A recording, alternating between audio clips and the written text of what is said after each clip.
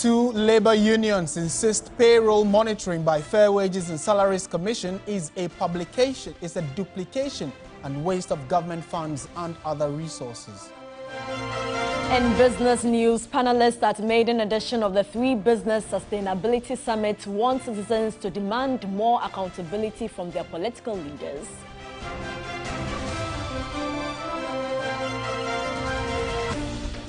In the United States, the former U.S. President Donald Trump faces criminal charges in a historic court hearing in New York.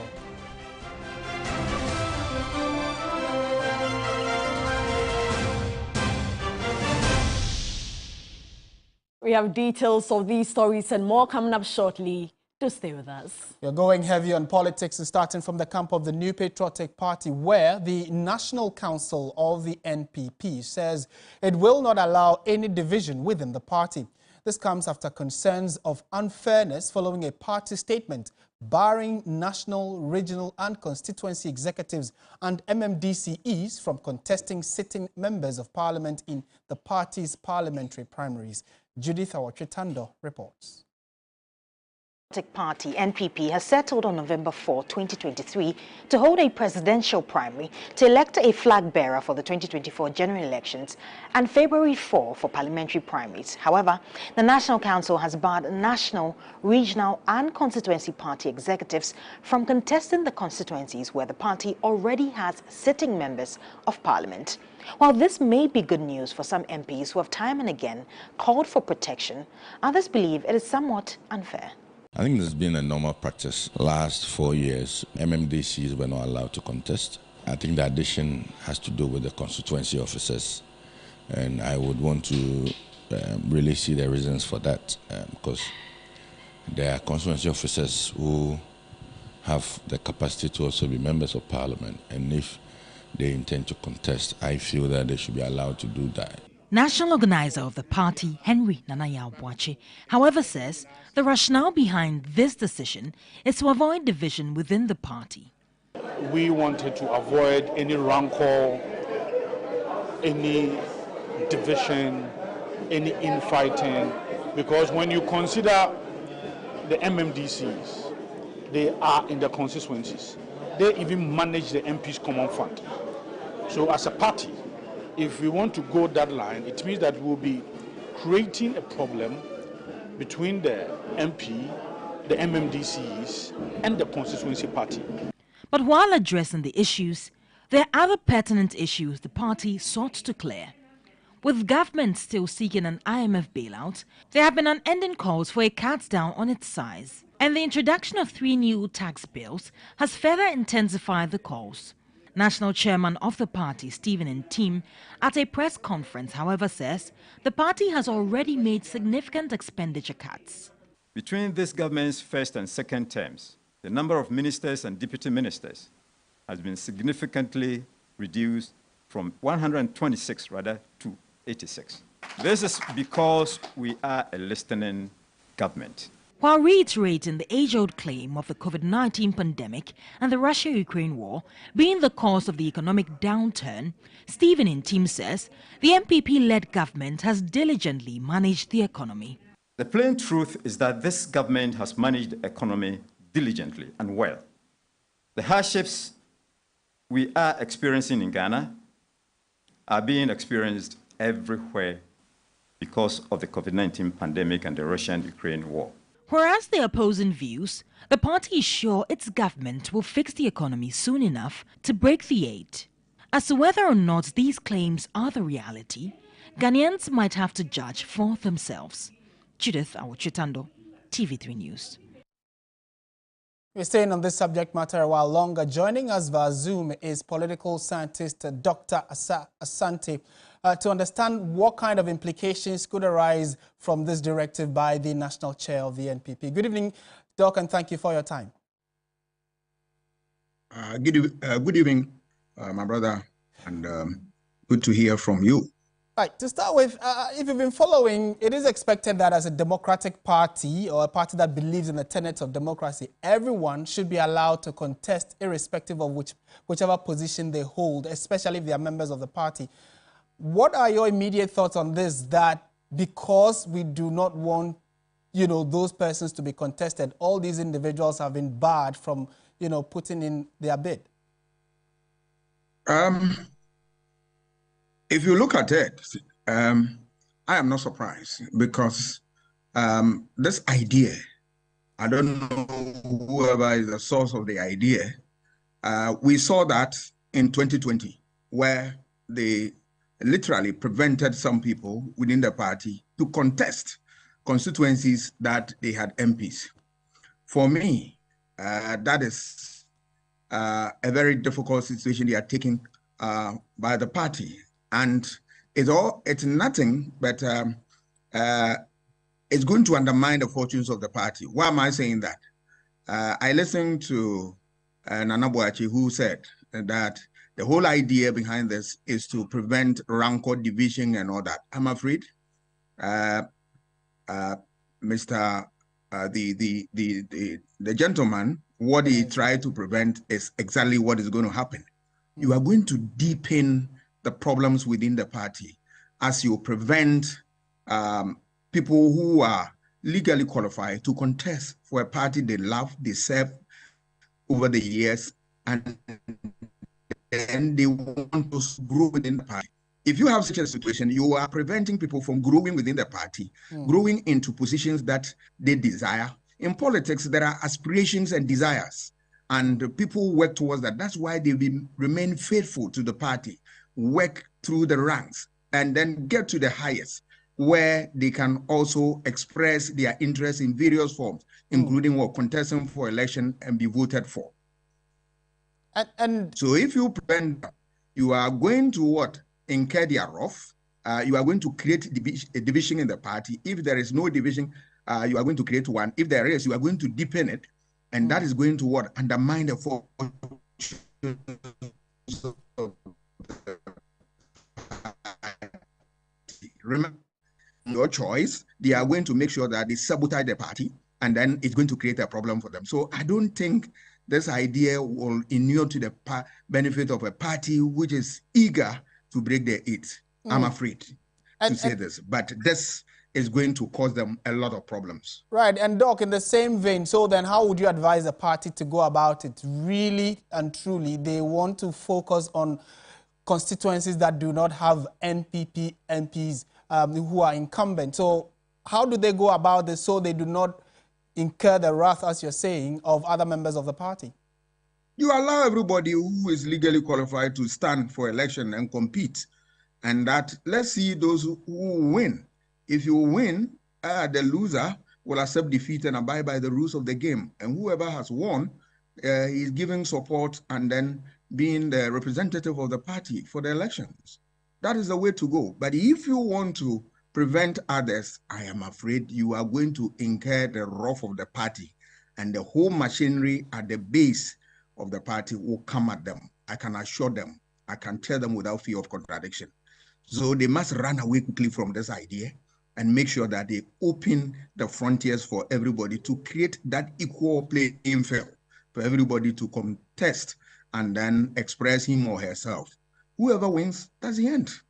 Right. And finally, before you take over, we know that the NDC some time back also gave similar advice to some members that constituencies that have sitting members of parliament should not be contested. Is that, I mean, from where you said, do you think there should be some jaw in making it a part of our democracy, in as much as we know that democracy would mean allow everyone capable and qualified to contest? This is also something that could be introduced to cut costs and to cut down the acrimony that you are saying could arise. Yeah, you don't cut costs and then create a problem for the party. In any case, the cost they are talking about, where is the cost? Election generally is expensive. All that you need is that you need to manage your resource very well and allow people to contest for the election. But where you want to deprive people, all right, you create pain and then differences within the party. And it doesn't bode well for any party looking for political power. If you have power and you want to retain it, it's not good for you. If you don't have and you are looking for power, it's not good for you. Whatever way you look at it is wrong, and wrong ab initio. So I believe that this type of thing, sometimes there is a bogus argument that or there are experienced people in parliament. There are people who have worked over the years and then they have endeared themselves to the hearts of many within parliament. The rest of them, they are so experienced. Nobody was born in parliament. People are born in their homes, they work within parties, and by dint of hard work, they get the opportunity to serve their people in parliament. So everybody gets there, and the socialization process in parliament will shape that person, and the person becomes what? A material for his party, his nation, and the world. So any effort at stifling that, attempts by people who want to really contest for election must be jettisoned and thrown away. Thank you so much for your time, as always, Dr. Kwame Assa Asante, Political Science Lecturer, University of Ghana. And the NPP's decision is seen by some as a move to protect certain MPs in the current hung parliament. Some party members are of the view it should have been extended to all government appointees. William Evansinkum has been following this development. Winning power for the first time in 2020 saw what many would describe as a political tsunami for most of the members of parliament. But let's even focus on some of the popular constituencies within the Kumasi or the greater Kumasi political enclave. And here we're talking about Bantama constituency. Ochema Buaju, of course, lost his seat during the primaries to Asensu Buachi, who was then the deputy chief of staff. Then, of course, we move to the Ajoso constituency, one of the powerhouses of the ruling New Patriotic Party in the Ashanti region. Dr. John Kuma also won over Owusu Aduomi. But in terms of a regional executive member winning against a certain MP, the first case was recorded in the Inshayoso constituency in the year 2015. When the former member of parliament for Inshayoso constituency, Kennedy Kankam, who is now the municipal chief executive for Askore Mampon, won during the primaries against Dr. Richard Anane, the former roads and highways minister and the former health minister under the erstwhile John Ajekum Kufuor administration. Article 12 on the NPP constitution, which focuses on the selection of parliamentary candidate for the party, is not explicit as to an executive member of the party either at the constituency, regional or polling station level contesting a certain MP or an MMDCE contesting a certain MP. But when it comes to Article 13 of the NPP constitution, which focus on the selection of a presidential primaries for the ruling New Patriotic Party, it is explicit that if you are MMDCE, if you are a polling station executive, you are a regional executive or a constituency executive, the party bars you from contesting. We're staying on politics, but this time shifting to the camp of the National Democratic Congress, and the party has indefinitely postponed the vetting of John Dumelo and two other aspirants in the Ayawaso West Wuogon constituency. The party said it is to allow them address some internal issues. For the second straight day, perhaps the most anticipated vetting in the Greater Accra region did not happen. The NDC postponed the vetting of actor John Dumelo and his estranged close friend Fred Nyama and Moses Befi Achampon. TV3 learns that the party will make a decision on how to proceed after the deadline for vetting on April 5. The constituency has attracted huge interest after actor John Dumelo declared his intention to run again. He lost in the 2020 election to Lydia Seyram Alhassan. The intrigue around the constituency has been heightened by the decision of Fred Nyama to contest the same seat, triggering a bitter war of words between himself and Dumelo, who were close friends.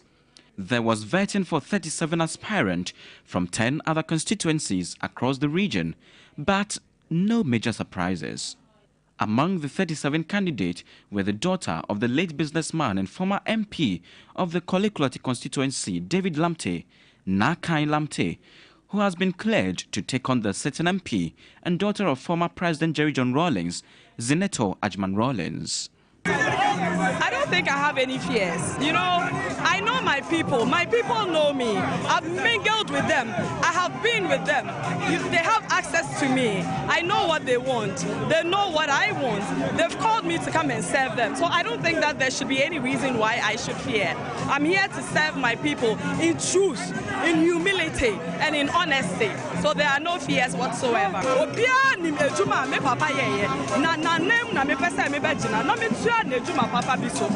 The vetting process in the National Democratic Congress will end on Wednesday as hundreds of candidates seek to enter parliament on the party's ticket. In the northern region, 59 aspirants are expected to complete the vetting process to contest 18 slots available within the party. In more news tonight, the Ghana Joint Business Consultative Forum has warned government not to sacrifice the survival and development of the private sector for the sake of an IMF bailout. It insists the business community is already overburdened with taxes, and further taxes will have rippling effect on the businesses and the consuming public. George Queenan reports. 24 years investment in car dealership business is becoming meaningless to Roland Asian owing to prevailing challenges. His car imports have reduced drastically. He can sit at the garage for weeks without engaging a single customer. Cars that we sell maybe 120,000, we are forced to sell it 220,000, 240,000 because everything has increased. The dollar, duties, we have other more taxes that have been introduced at the harbor. Even this customer here could not afford a 2011 Toyota RAV4 selling at 130,000 cedis. Before the reversal of the benchmark value policy on import duties and the introduction of some port duties, you could acquire the same car for 70,000 cedis. He fears if nothing much is done, he may have to say goodbye to his business. Sometimes you have to sell at a cost. Or you need the money even to buy food, to pay your children's school fees. And if your car is there and your children are not going to school, you are not feeding them, you have to reduce the car and sell it and get some money. Now we don't sell for profit, we are just doing business.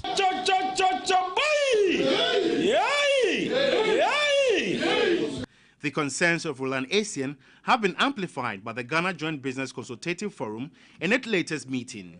15-plate battery that they used to pay a duty per unit, 250 or 200 and something Ghana cedis at the port. Now it's 350 just to clear one battery. So if you have a container, 20-footer container, that has maybe 1,000 or 1,500 of those times. So you pay 350 times.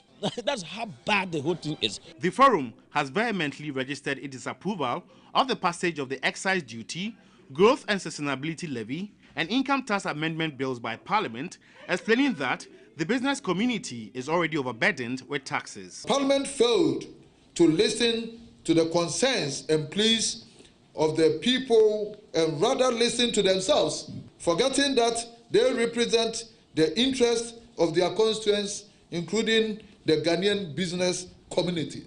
These are part of government plans to mobilize about 4 billion cedis in domestic revenue annually.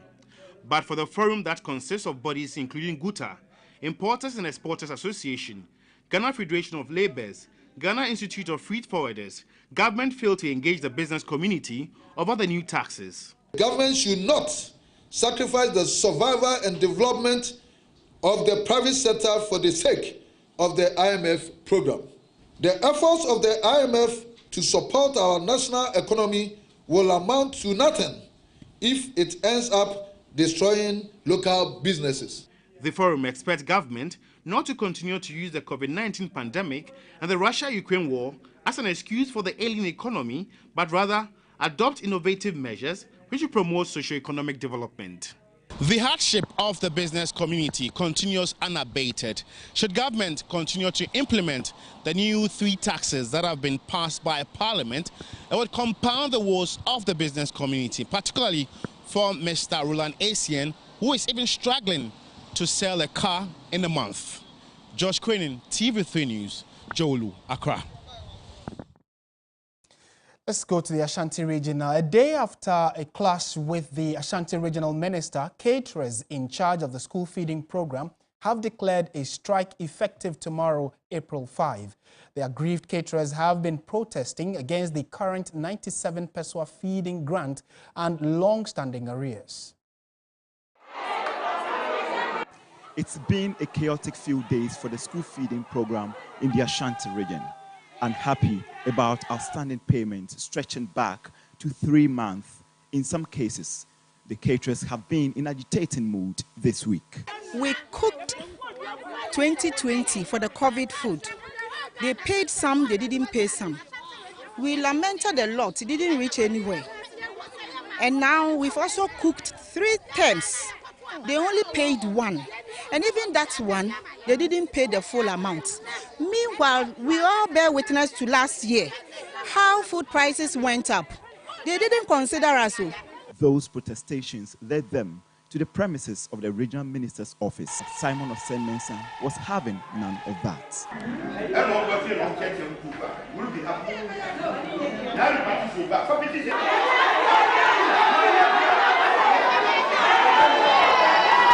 Now, that has angered the traders even more, who say they are withdrawing their services with immediate effect. Waiting for the next payment and the increment as well. And we also want to hear from our gender ministry. What is the new development? What are they going to tell us? What are we expecting? What should we expect? So without that, I don't think we'll cook.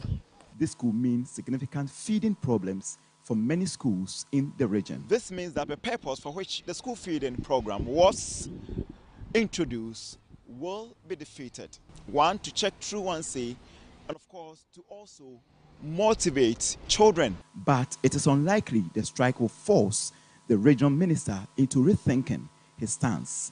He says while he sympathizes with the caterers over the delay in payments, he completely disagrees with their mode of protest. I think this country, we must be truthful to ourselves. We must be truthful to ourselves and stop pampering people. The impunity is too much. I sympathize with them. I will not be happy for the government to owe me for maybe months, when maybe I've borrowed and interest is accruing, and maybe I cannot even feed my family. But we should not use illegality to solve problems. In the meantime, with things deadlocked, many kids could go hungry during school hours. Let's now go to the Upper East region, where the Member of Parliament for Boku Central, Mahama Yariga, has condemned the attack on immigration officers stationed at the Boku area, leading to the death of one of them. Assistant Inspectors Philip Mote, stationed at Misiga, Lawrence Safari, stationed at Kulungugu, and Eric Eidia, stationed at Bulmakum border post, were attacked by unknown gunmen Monday evening. Assistant Inspector Philip Mote reportedly died while the 2 other officers are receiving treatment. The lawmaker called for an in-depth investigation into the incident to identify the perpetrators to face the law, and called on government to be proactive in advancing a lasting peace process in Boku.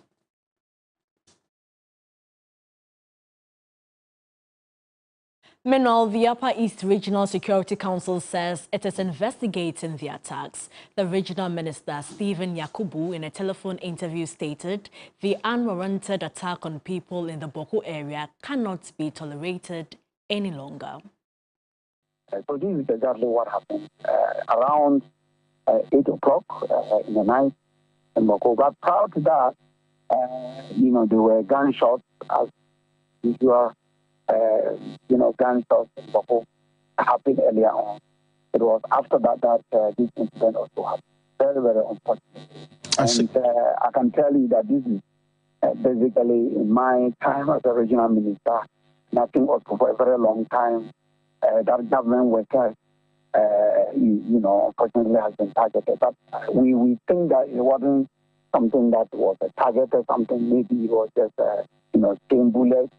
That hit them. But unfortunately, one part. In Boku, it's very difficult to be able to explain why sometimes even people decide to take their guns and start shooting. We all know that the place has been very stable in terms of security. But we don't know. We are still trying to find out were they targeted, why these 3 individuals, the person know them, what happened. We don't know. We are trying very hard, the security services is trying very hard to get to the bottom of it. And we will get to the bottom of it. And then the perpetrators will be caught and brought to justice. So On to some other stories this evening. Two organized labor unions insist that the payroll monitoring by the Fair Wages and Salaries Commission is a complete waste of government funds and other resources. To the Health Services Workers Union and the Coalition of Concerned Teachers Ghana, it is a duplication of functions, as a similar exercise have already been undertaken or conducted by Finance Ministry and the Controller and Accountant General's Department. The exercise is to check payroll fraud and also to reduce government wage bill of 15.2 billion cedis expended on over 700,000 public sector workers. The Director General of the Internal Audit Agency, Dr. Eric Odrosai, has cited the education and the whole sector payrolls as overbloated. There are instances where people have made themselves car contractors. They give out car documents for people to use to access car maintenance allowance. Once they get their names on the payroll, they send a document back, and that is it. We are going after all such people. Please, if the vehicle does not belong to you, make sure you don't bring it for car maintenance allowance. DVLA will be working with DVLA for continual justification of ownership of vehicles to enable you get government car maintenance allowance. But the president of the Coalition of Concerned Teachers, Kinali Awudu, disagrees. When it comes to Ghana Education Service, which monies at all do we take that everybody wants to put an eye on Ghana Education Service? I don't really get it. I don't get it. And they do these things, and teachers will leave classroom for a day or two trying to get their documents verified. And contact hours are affected. About last 3 years ago, Auditor General Department did a similar thing. I did mine at Accra Academy. Teachers will come and queue, and the day will end, and it will not get to his turn to get his documents verified. So the next day, he will leave classroom again. 2 days, 3 days in a row, contact hours will be affected. So where are the ghosts?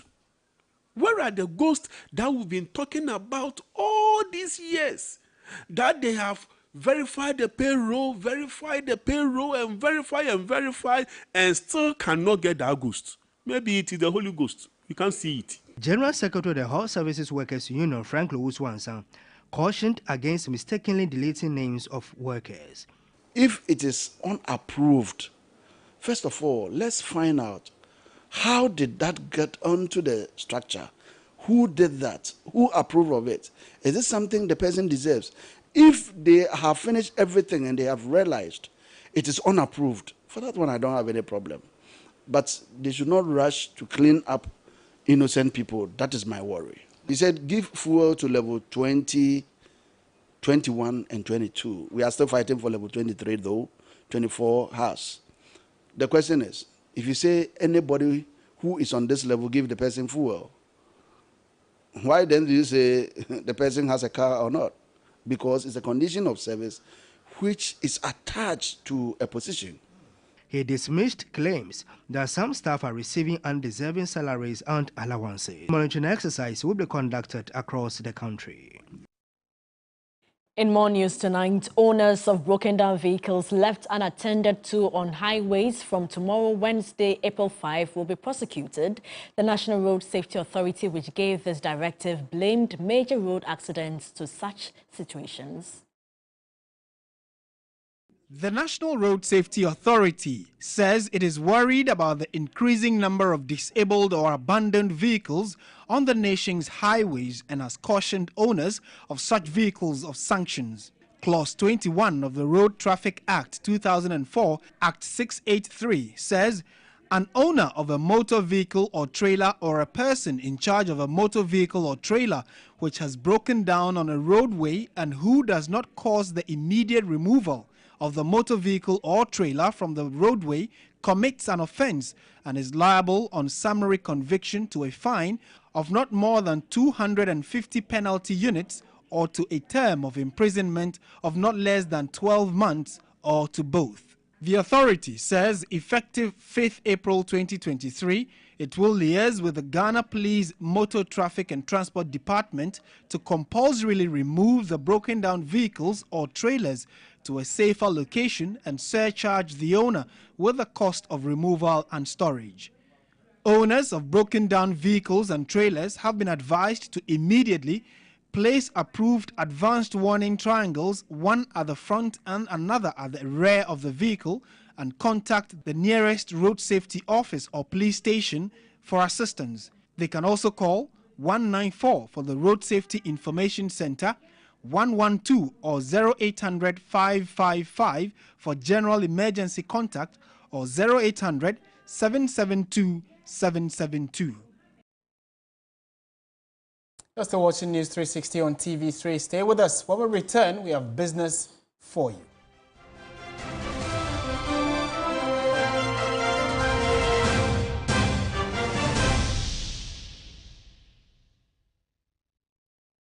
Ladies and gentlemen, we're going to demonstrate to you the superior properties of Flamingo Paint as compared to other paint brands on the market. We take equal quantities of Flamingo Paint and this ordinary paint. We then dilute them with water. And now, let the test begin. The gentleman on the left is going to apply the ordinary paint, and the gentleman on my right will use the Flamingo Superior Paint. As you can clearly see, Flamingo has the obvious better hiding. Furthermore, Flamingo has painted a much larger area. You know, one bucket of Flamingo paint is equal to several buckets of any other paint brand on the market. Flamingo paint is made with superior formulation to give superior durability, superior hiding, superior coverage. Flamingo paint, simply superior. This is the breaking news. About 2,500 people 2,500 people have been. We'll be right back after a commercial break. When stubborn coughs, colds, and catarrh interrupt your life, get fast relief with Stop Cough. The Stop Cough range is suitable for adults, children, and babies. In today's breaking news, Alex is back and... There is a Stop Cough for every cough and for everyone. There surely is. Ask your pharmacist about the right Stop Cough for you. The Stop Cough range is manufactured and distributed by NS Chemist Limited. This advertisement has been vetted and approved by the FDA. Gino Magic Pepper and Onion, a delicious tomato mix with tomato, pepper, and onion. No grinding, no blending. Ya yenini na da da da. So pa mediane no abe. Come on, Gino, do your magic. And papa no kunu abefi.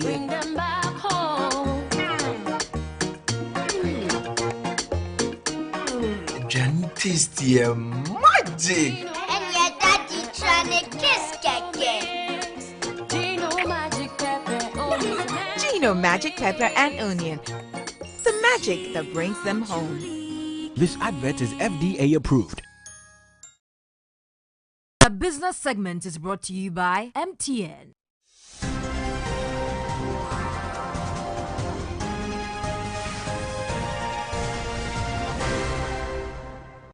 And Della Michelle is here for the latest in the world of business. Della, let me first congratulate you and the 3 Business team for that sustainability summit that you had today. Yes. And you have details of that, right? We do. We do have details. And I want to thank everybody, including Media General, ASEP, and Imani. Of course, it was a collaborative effort. But let's get into the details. As panelists at the 3 Business Economic Sustainability Summit say the country needs to rethink how to tackle perennial economic crisis that often requires a bailout from the International Monetary Fund. They observed a lack of planning for emergencies and overspending are to be blamed for the current economic crisis. The 3 Business Economic Sustainability Summit, which was in association with Africa Center for Energy Policy and Imani Africa, was to generate a consensus on an effective long-term sustainable debt management structure. It was also to generate a consensus on a pathway for managing the impact of the debt restructuring program on the economy. The executive chairman of law firm AB and David Ufusudote, said intervention programs by successive governments have largely served politicians' parochial interests rather than providing meaningful relief to the people. When leaders fail and we blame followers did not check them, it gives the leaders too much comfort. We ought to re-examine our mindset. I once actually tweeted something about the fact that where you have state-owned enterprises not doing well in the public sector hands, and we privatize them, and they equally collapsed, the elite must re-examine their mindset. There's something wrong with our mindset. We actually stopped thinking long ago in this nation. The executive chairman of Cleve and Tobe, Senyo Hosi, has urged citizens to be responsible for their socio-economic development by holding politicians to account. He said the silence of the masses has allowed state actors to get away with almost everything, and that is why the economic challenges keep recurring. Senyo Hosi urged all stakeholders to track government behavior when it comes to revenue utilization. For us to transform this economy, we need to have a collective economic agenda, something that's missing in Ghana. Who knows our strategy out of our economic challenges today? Who knows what the plan is? You see, and these are educated people. We don't know. You need to communicate down, and we need a national consensus on our economic strategy. And we must demand that from our government. So whether it's NDC or it's MPP, this is the agenda for transformation. You must prosecute it and deliver it. The Economic Sustainability Summit, a collaboration between Three Business, Africa Center for Energy Policy, and Imani Africa, was under the theme Ghana's Debt Crisis, Striking the Balance Between Economic Growth and Fiscal Responsibility. Well, let's just stay on the summit as participants at the just ended Three Business Sustainability Summit want government to use the tax policy to grow the private sector in order to create an enabling environment. They were reacting to the revenue bills that were recently passed in Parliament. We talk more about the private sector being the engine of growth and do exactly the opposite. 2023, we have increased the VAT rate. So if you look at the tax environment alone, it's not enabling. It's not conducive for private sector to actually grow. And actually, if we continue like this, increasingly companies will relocate to neighboring countries like Côte d'Ivoire, right, and the rest of them. At the critical time we are in recession, it's not the time to introduce new taxes that will hurt businesses. It's time to introduce policies that will spur production, increase productivity, allow more people to get opportunity to work. Remember, IMF is going to restrict net employment. So if the restrictions come, our only hope of jobs for our people is the private sector.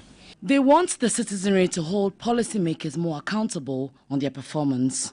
This should become something like a blueprint for common sense talk and common sense conversations, not just the hard data as was presented, but you also witness the lively conversations, the panel conversation that essentially spoke about the data that has been presented.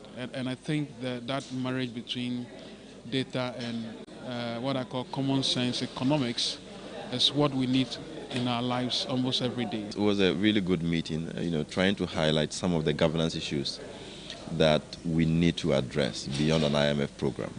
And it is clear that if we don't change our ways, IMF program will not solve our problems.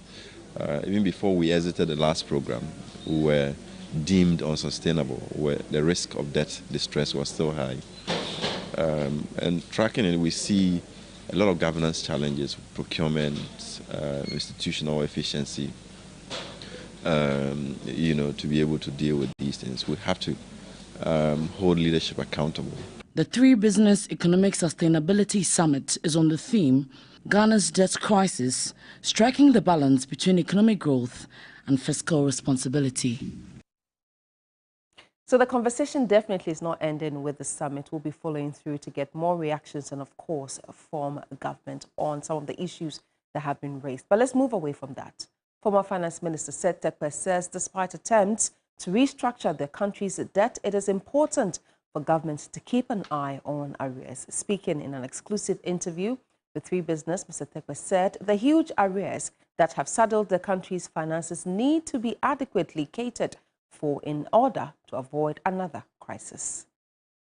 There is a government report called the Public Expenditure Performance Report. or special, review performance report, which, was published, which shows that we are sitting on a pipeline, which includes contracts that have been awarded, some of which are strictly not arrears, of 77 billion, out of which 24 billion has been paid, as at the end of 2021.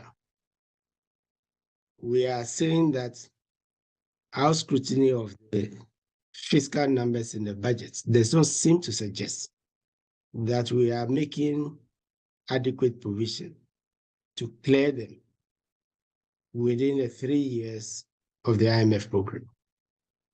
That's the point we are making. Now, if we are not making adequate provision, then remember what I said. It means that we may not be adding adequately to the cash deficit, and it may come to hunters as it has. And that's all the business news we have for you this evening. Log on to 3news.com for more business news. My name is Della Michelle. The sports news after this break with Thierry Nyan. Stay with us.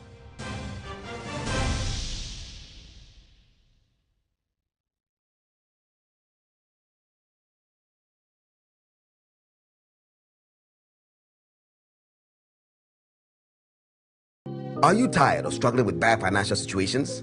At Quick Credit, we understand the difficulties that come with transitioning to a better one.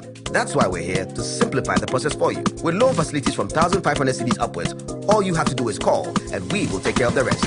All you need is your national ID. No savings, no collateral, no susu, no deposits, and no account opening required. Quick Credit has you covered. Whether you're expanding a business, starting a new one, facing an emergency like school fees or funeral expenses, or even just in need of a salary loan. What are you waiting for? Call Quick Credit today. 0302 200 390 or 059 692 0833. We do not give loans via the internet. Quick Credit is regulated and licensed by the Bank of Ghana. Terms and conditions apply. Quick Credit. Lending made simple.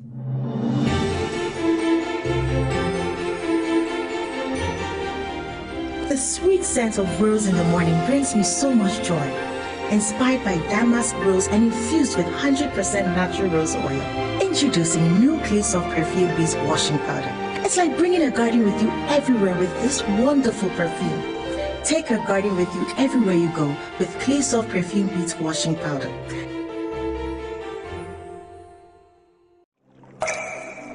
Water is life.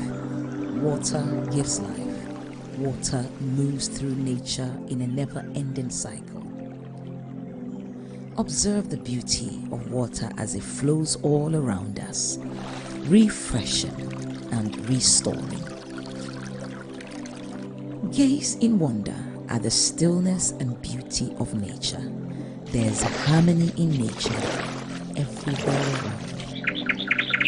Water revitalizes the body and keeps you going strong. Water is life. Water gives life. Drink Awake Purified Drinking Water, one for life. So relax and unwind, and in the calmness of nature, find the rest you desire.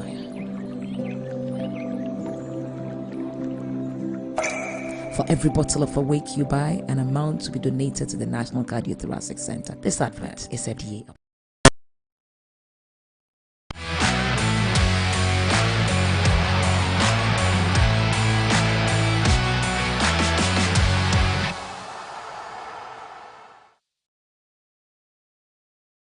Welcome back to News 360. Time now for sports. Thierry Nyan is with us. We know that the league is ongoing right now, the EPL. Yes, Chelsea, Liverpool, two bottom table, mid-table clubs. And you didn't have to stress that, considering Man United are out of the top four. How? But, yeah, you are out of the top four. Okay, Anyway, so it's time for us to bring you the latest in the world of sports right here on News 360 with me, Thierry Nyan. And former sporting director of PSV, that's Frank Arneson, has opened up on how he discovered Ronaldo. That's original Ronaldo. The 66-year-old reveals it was a difficult task fending off competition for the Brazilian superstar. And I had a list of players because our scouts have been there in '94. So I look about this guy, and there was Ronaldo. There were so many good players on the list, Rivaldo, and name it now. But Ronaldo, he was, we have seen him on tape, and we saw him, our scouts, and so I was watching him. And then they said he has signed a contract for Inter Milan. So I said, okay, we can get him. It was in January. Then I went down again in March, and then I heard, no, it's fake. Doesn't, so he's still in the market. And he was only 17 years old, and he was a fantastic player, playing for Crusaders, which is a big club in Belo Horizonte.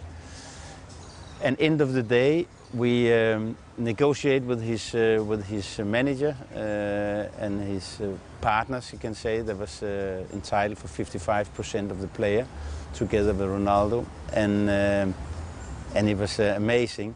So we agreed with him that after World Championships was over, and he will come, and he should come to us.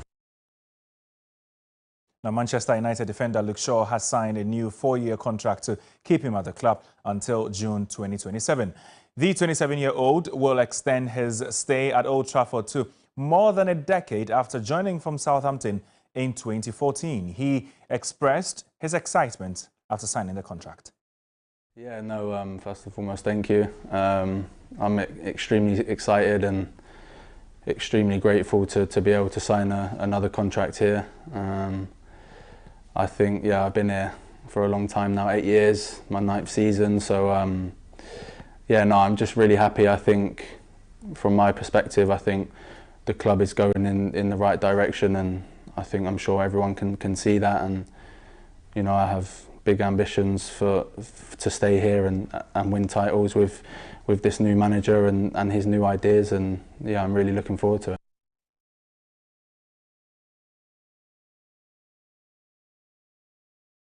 All right, now away from there, let's do some women's sports action. And Switzerland will host the 2025 Women's European Championship. England hosted and won the 2022 tournament, which was played a year later than scheduled because of the COVID-19 pandemic. Last year's Euros broke attendance records with a total of more than 500,000 spectators. UEFA selected Switzerland over bids from Poland, France, and joint bid from Denmark, that's Sweden, Finland, and Norway. Ukraine also expressed interest in hosting the event before the Russian invasion.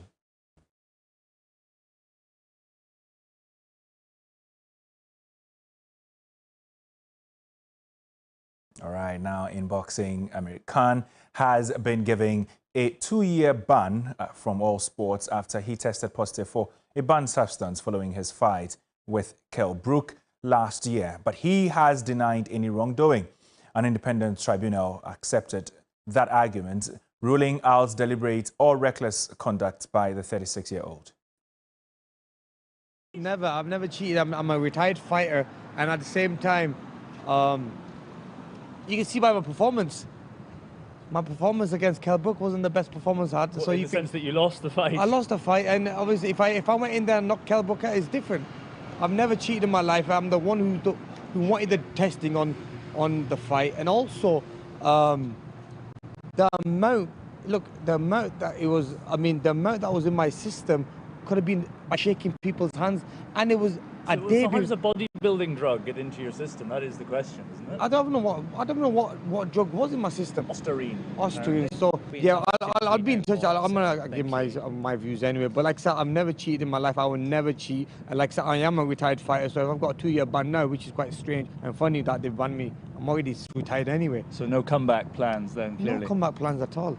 But like I said, I've never cheated and I never will, and that's just not something I would do. All right, now defending champion Rafa Nadal remains a doubt for the French Open after pulling out of next week's Monte Carlo Masters with an ongoing hip injury. And that's in the world of tennis. The Spanish world number 14 has won the tournament in Monaco 11 times, but is not fit to return to action. The 36-year-old has not played since his straight-set second-round defeat by American Mackenzie McDonald at the Australian Open in January. World number 2 Carlos Alcaraz is also out of Monte Carlo through injury. The Spaniard, who is chasing Novak Djokovic for the number 1 ranking, has hand and back problems.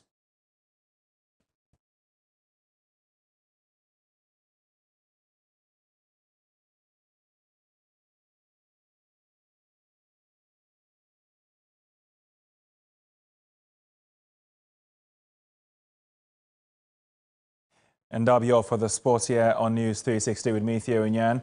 Up next is entertainment with Adjoat Noella.